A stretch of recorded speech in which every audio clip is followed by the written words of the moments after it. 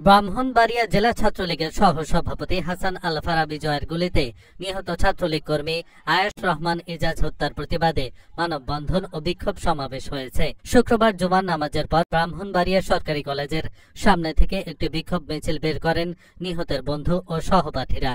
বিক্ষোভ মিছিলটি শহরের প্রধান সড়ক প্রদক্ষিণ শেষে ব্রাহ্মণবাড়িয়া প্রেস ক্লাব চত্বরে এসে মানববন্ধনে জড়ো হয়।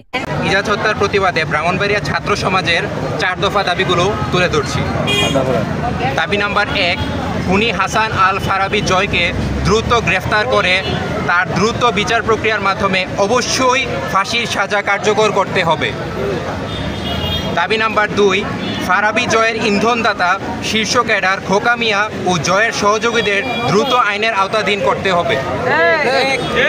দাবি নাম্বার 3, বন্ধু ইজাজের পরিবারের দায়িত্ব রাষ্ট্রকে নিতে হবে।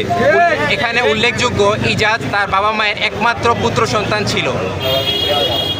4 নাম্বার, নির্বাচনের দিন প্রশাসনের এত সশস্ত্র বাহিনীর কর্মী থাকার পরও কেন দিবালোকে আমাদের বন্ধু ইজাজ খুন হবে সে ব্যাপারে সশস্ত্র বাহিনীদের কর্মীদের দায়িত্বে অবহেলা হয়েছে কিনা তার জবাবদিহি প্রশাসনকে করতে হবে।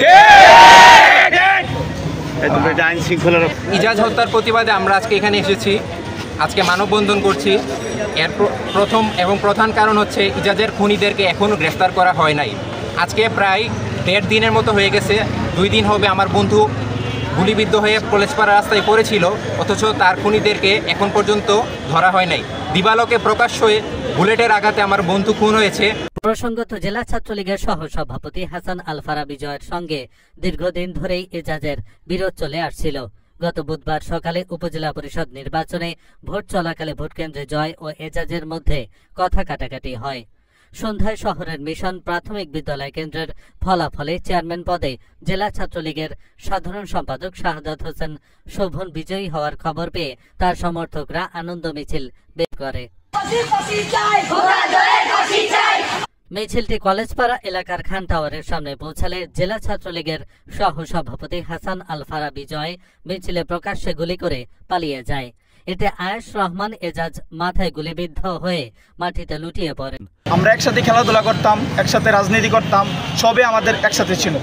আমরা ইজাজের উপর যেদিন হামলা হয় তার ঠিক 2টা বাজে আমরা একসাথে লাঞ্চ করি। লাঞ্চ করার পরে আমরা সবাই একসাথে ছবি টুবি তুলি। তারপরে ইজাজ যাই ইজাজের এলাকায়। ইজাজের এলাকায় যাওয়ার পরে কি হয়েছে না হয়েছে আমরা কিছুই জানি না। হঠাৎ করে আমার কাছে একটা ফোন আসছে যে ইজাজ ভাই গুলিবিদ্ধ।